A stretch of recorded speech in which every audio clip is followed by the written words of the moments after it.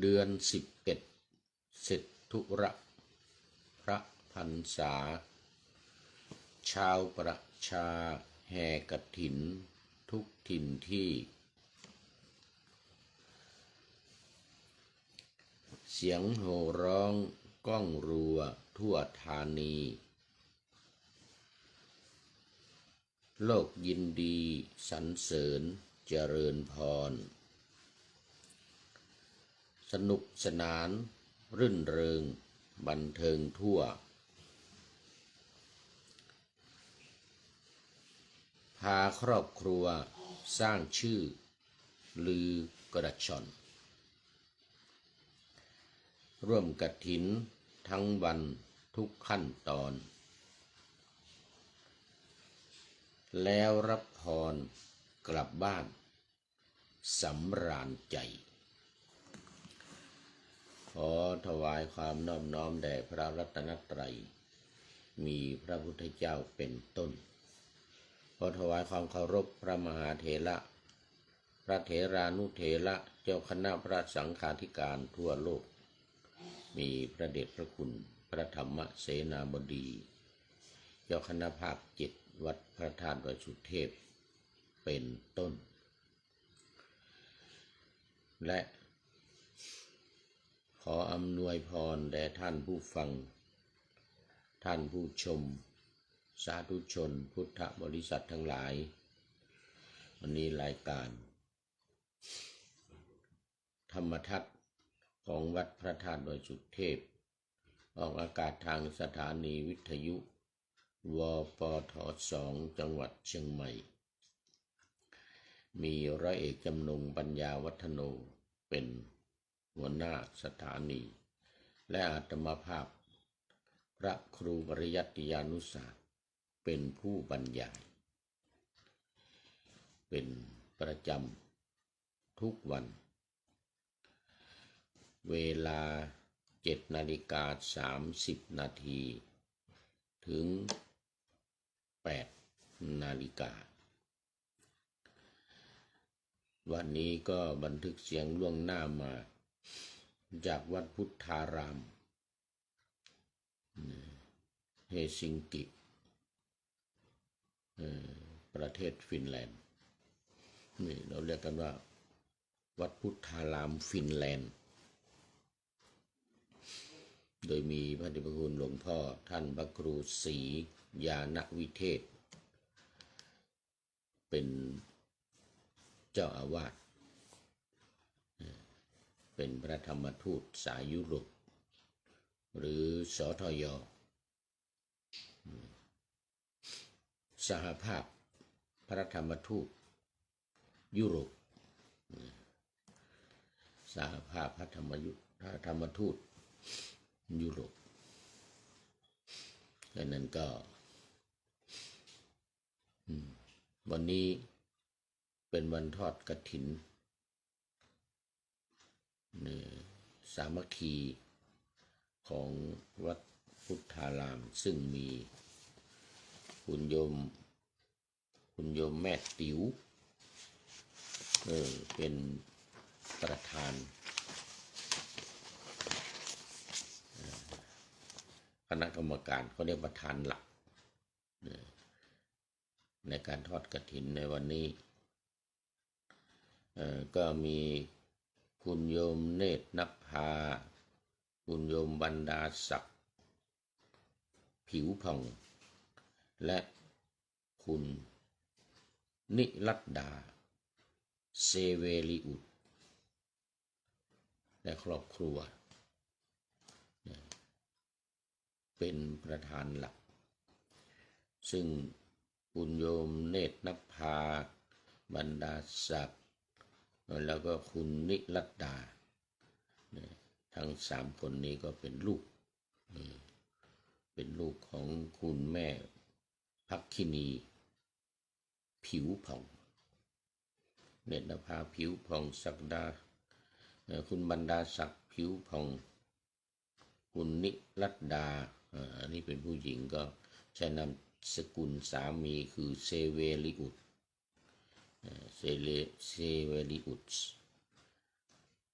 พร้อมกับครอบครัวเป็นเจ้าภาพในวันนี้ขออนุโมทนาเป็นอย่างยิ่งก็มีประธานร่วมแล้วก็มีรองประธานอีกประธานร่วม7 คนรองประธาน6 คนประกาศชื่อไปแล้วโมทนาสำหรับจตุปัจจัยที่ได้สมทบในการทอดกฐินในครั้งนี้จำนวน 28,000 กว่าจำตัวเลขกลมๆไม่ได้เอากลมๆ 28,000ซึ่งก็เป็นที่น่าอนุโมทนาพระเดชพระคุณหลวงพ่อท่านพระครูศรีญาณวิเทศก็ประกาศว่าใช้หนี้ของวัดครบหมดแล้วครบหมดพอดีเลยยังเหลืออยู่อีกนิดหน่อยว่างั้นนะแต่ว่าที่นี่ประเทศนี้เขามีประเพณีว่าไม่ให้เอาไปใช้หนี้ทั้งหมดให้เหลืออยู่นิดหน่อยว่างั้นนะก็แปลกเหมือนกันเป็นเพิ่งมาทราบเหมือนกันว่าการใช้หนี้เอาไม่ให้ใช้หมดให้เหลือไว้นิดหน่อยคนจริงเงินพอละวันนี้ทอดกฐินพอใช้หนี้ทั้งหมดแต่ว่ามีประเพณีหรือมันเป็นยังไงก็ไม่รู้เขานิยมกันก็คือว่าไม่ให้จ่ายทั้งหมดไม่ใช้หนี้เท่าเหลือหนี้ไว้นิดหน่อยเหลือหนี้ไว้นิดหน่อยก็ขอโมทนากับเจ้าภาพกฐินแล้วอีกอย่างหนึ่งทางวัดวันนี้เนี่ยได้มอบธงให้กับคุณโยมมะลิคุณโยมเปิ้ล2 ท่านที่จองกฐินปีหน้าโอ้ดีน่าอนุโมทนาเป็นอย่างยิ่งมีการมอบธงส่งต่อเหมือนกับนักกีฬาได้แชมป์แชมป์ปีที่แล้วก็เอาธงส่งต่อให้แชมป์คนใหม่ว่างั้นนะแชมป์คนใหม่คนต่อไปคนที่ได้รับแชมป์นะก็จะส่งต่อกันหรืออย่างการเป็นเจ้าภาพจัดงานแข่งขันกีฬาอย่างนี้นะหรือบอลโลกอย่างนี้นะแข่งฟุตบอลโลกอย่างนี้นะพอปีนี้เสร็จแล้วอีก4 ปีจะมีอยู่ข้างหน้านะประเทศไหนรับเป็นเจ้าภาพเนี่ยเจ้าภาพปีเนี่ยต้องมอบธงให้กับอีกประเทศที่รับเป็นเจ้าภาพต่อไปอันที่เราเคยเห็นมานะอันนี้เป็นอย่างนั้นเลยยอดเงินจำนวนเต็มจำได้ไหม20,000เท่าไหร่นะ22,259โอนเข้าบัญชีประมาณอีก 3,000โอนเข้าบัญชีประมาณอีก 3,000โอนที่โอนเข้าบัญชีก็อีกประมาณ 3,000ที่หลวงพ่อแจ้งก็เป็น22,000เป็น25,000 กว่าเป็น25,000 กว่าโมทนาเป็นอย่างยิ่งเมื่อกี้ว่าผิดไปหน่อยเป็น28,000แต่เป็น25,000นะแต่ที่สำคัญก็คือสามารถจ่ายใช้หนี้ครบหมดใช้หนี้ครบหมดนี่นะมาพูดถึงเรื่องการจองกฐิน เออวันนี้ก็มาเห็นมีการมอบธงเจ้าภาพปีนี้มอบธงให้ผู้ที่จองเป็นเจ้าภาพปีหน้ารับธงไปแล้ว สนุกสนานดีเหมือนกันเพิ่งมาเห็นครั้งแรกนี่แหละมีการมอบธงนี่นะแล้วก็ที่วัดนี้มีโยมจองกฐินแล้ว17 ปีไปข้างหน้านี่นะไปถึงปี2585นับตั้งแต่ปีหน้านี้ไปนะถึง2585ตอนนี้2568ใช่ไหม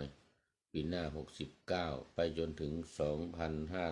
2585โอ้เป็นที่น่าอนุโมทนาเป็นอย่างยิ่งญาติโยมในคนไทยเราในประเทศฟินแลนด์นี่นะรับจองกฐินกันเป็น10 ปี17 ปีแต่คงไม่เท่าวัดปากน้ำภาษีเจริญนะอันนั้นเป็นร้อยปี เป็นร้อยปีถ้าพ่อแม่ไม่อยู่ก็ลูกสืบต่อว่างั้นไม่ต้องห่วงว่างั้นลูกสืบต่อ ตระกูลลูกหลานนะลูกหลานสืบต่อถ้าสมมุติว่าพ่อแม่ตายไปเนี่ยลูกหลานก็ต่ออีกอันนี้ก็เหมือนกันเนี่ย17 ปีเนี่ยถ้าไม่อยู่ยังไงก็มีคนต่อมีลูกต่อลูกมีหลานต่อก็เป็นที่น่าอนุโมทนาเป็นอย่างยิ่ง แต่ว่าไม่จำชื่อจริงเนี่ยโยมมะลิกับโยมเปิ้ลนี่นะโยมมะลิกับโยมเปิ้ลนี่เจ้าภาพปีหน้าจองกฐินปีหน้าโยมมะลินี่ก็มาถามถามว่าปีหน้าจะได้มาหรือเปล่า มันก็เลยบอกว่าโอ้ยังไม่แน่เพราะว่าจะได้กลับมาอยู่ที่ประเทศเอสโตเนียอยู่หรือเปล่าเพราะว่ากลับไปต้องไปทำวีซ่าจะผ่านหรือยังไม่ผ่านก็ไม่รู้อย่างนั้นนะ ก็เลยบอกไปว่าถ้าได้มาก็ปีหน้าจะได้มาร่วมอีกปีหน้าจะได้มาร่วมในกฐินของโยมมะลิ โยมมะลิกับโยมเปิ้ลเป็นเจ้ารับธงไปวันนี้รับธงไปที่จะเป็นเจ้าภาพ ในปีหน้านะก็โมทนากับคุณโยมเจ้าภาพปีนี้แล้วก็คุณโยมมะลิโยมเปิ้ลเจ้าภาพปีหน้าแล้วอีกอย่างหนึ่งวันพรุ่งนี้ก็ทางวัดนั่นเจ้าอาวาสวัดเวียดนามเจ้าอาวาสวัดเวียดนามก็นิมนต์ไปร่วมงานกฐินลงงานรับกฐินอีกที่วัดเวียดนามว่างั้นนะชื่อวัดอะไรลืมไปแล้วแต่เป็นวัดเวียดนามแต่พระไทยเรานี่แหละเป็นเจ้าอาวาส พระไทยเรานี่เป็นเจ้าอาวาสวันนี้ท่านเจ้าอาวาสมาร่วมงานกฐินของที่วัดนี้วันนี้ด้วยนะอันนั้นวันพรุ่งนี้ก็มาอาทิตย์พรุ่งนี้ก็ไปรับกฐินร่วมกับที่วัดเวียดนามด้วยแล้ววันนี้ก็มาสู่เนื้อหาสาระของธรรมะกันเลยนะธรรมะวันนี้ยังอยู่ในเรื่องเดิมแต่เป็นตอนสุดท้ายแล้วสันตติมหาอมาตย์เมื่อวานนี้ก็เล่ามาถึงตอนที่ว่า บุพกรรมในการก่อนที่ขึ้นไปอยู่บนต้นตาลสูง7 ลำตาลต่อกันนี่นะแล้วก็กล่าวบุพกรรมแล้วก็เล่าบุพกรรมเนี่ยมาถึงตอนที่ไปเป่าประกาศเชิญชวนญาติโยมเชิญชวนคนทั้งหลายมาทำบุญให้ทานรักษาศีลเจริญสมาธิภาวนาเนี่ยให้มาบูชาพระรัตนตรัยคือพระพุทธพระธรรมสงฆ์แล้วก็มารับพระรัตนตรัยเป็นที่พึ่งเป็นสรณะว่านัตถิเมสรณังอันยังที่พึ่งอื่นของเราไม่มีนอกจากพระรัตนตรัยเพราะฉะนั้นก็เชิญชวนสาธุชนทั้งหลายมาสักการะบูชาพระรัตนตรัยแล้วก็พระราชาชื่อมัทุมะมัทุจนไปว่าน้ำพึ่งนะเมืองมัทุมดีเนี่ยนะเมืองมัทุมดีมัทุมดีก็ตัดเรียกมาถามแล้วก็พระราชทานม้าให้ตัวหนึ่งเมื่อวานนี้ก็ยังไม่ทันขี่ไปมันหมดเวลา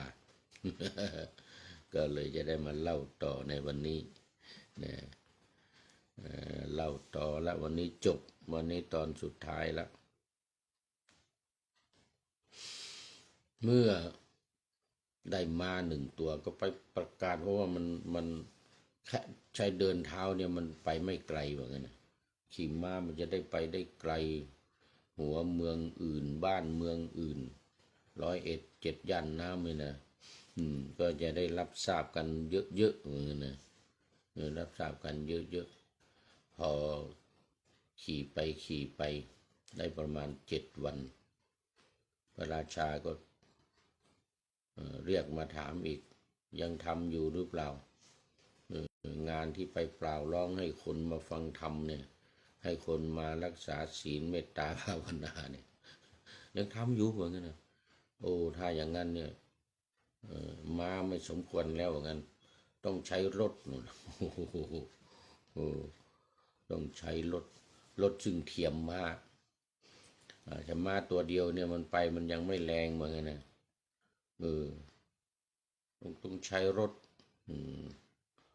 ใช้ม้า4 ตัวเทียมรถเนี่ยโอ้โหเขานี่แล้วโด่งดังแน่ไปเมืองน้อยเมืองใหญ่เมืองนั้นเมืองนี้ในแต่ละวันนี่นะไปประกาศให้คนมา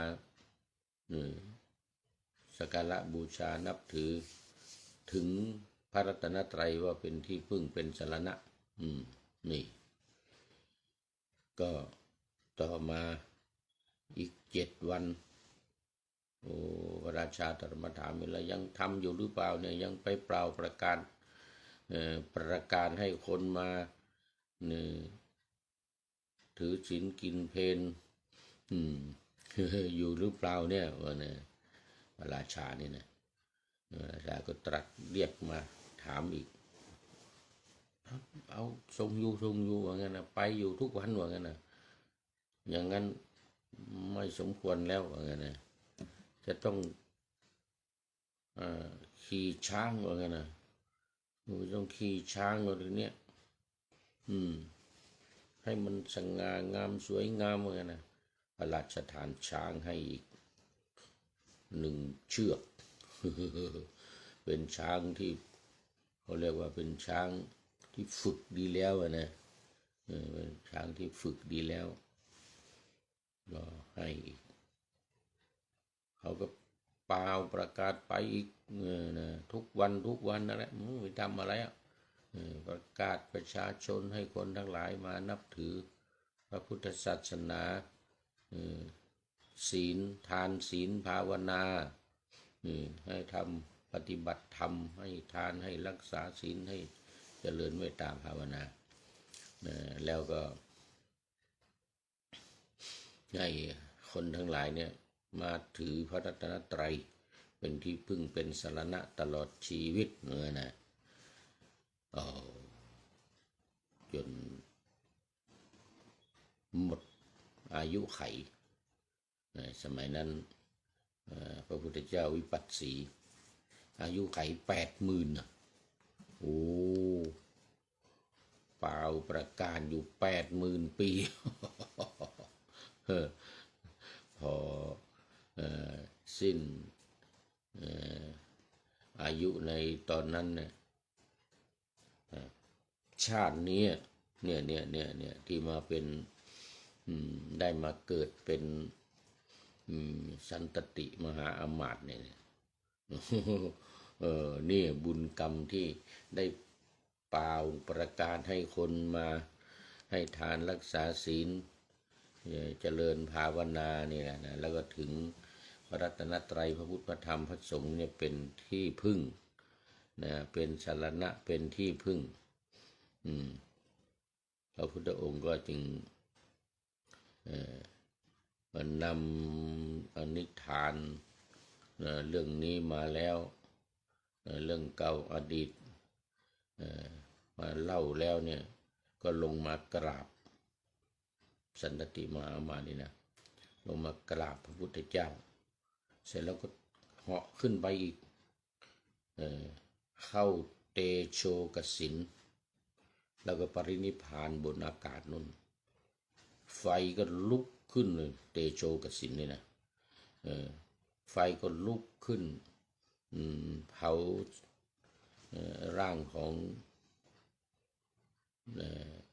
พระราชาอรหันต์นี่นะพระราชาที่เป็นอรหันต์นี่นะกระดูกเนี่ยเป็นพระธาตุตกลงมาพระพุทธองค์ก็คลี่ผ้าสังฆาติเนี่ยคลี่ผ้าสังฆาติเนี่ยคลี่ผ้าสังฆาติตกลงมาในผ้าสังฆาติของพระพุทธเจ้าเนี่ยนะ